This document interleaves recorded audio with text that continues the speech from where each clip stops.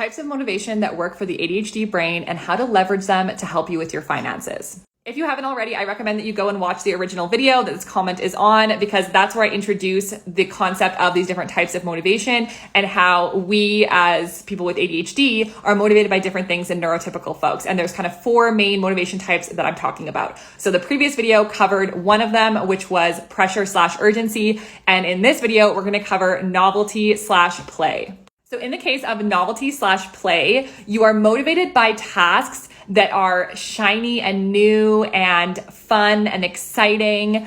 You know, when you go and like buy a new outfit for the gym, how you're suddenly more excited to go work out than you were before? That is basically the premise of novelty. Because it's something that is new and exciting, it's this fresh thing for your brain, it motivates you more to complete the task. And every time you start a task that is new and exciting, your brain gets a little hit of dopamine, right? So it feels really good to start these new tasks because you get all this like rush of dopamine at the beginning. However, the biggest challenge with the novelty and play type of motivation is that the motivation tends to wear off when the novelty wears off. So this is what happens when we complete those projects to about 70% and then we stop, is because the project itself is no longer novel and new and exciting. And so this is why like so many of us struggle with finishing projects, because the novelty, which was the source of the motivation, is gone. And so we don't want to do it anymore. And so if you're someone who really resonates with this type of motivation, you really get motivated by novelty and play and basically exploring new things,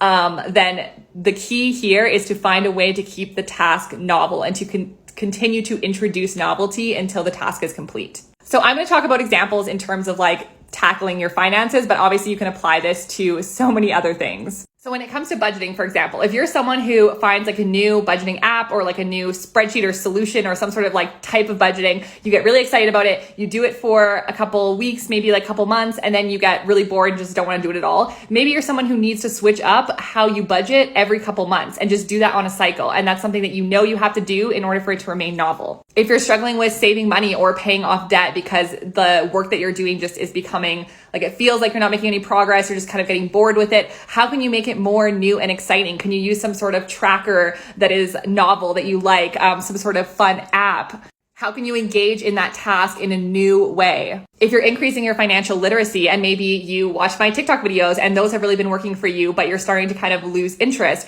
how can you consume information in a different way? Maybe listening to a podcast, reading long form content, reading a book, watching YouTube videos, consuming the information in a different way. Let me know in the comments if you have any questions about novelty/play and which type of motivation I should cover next.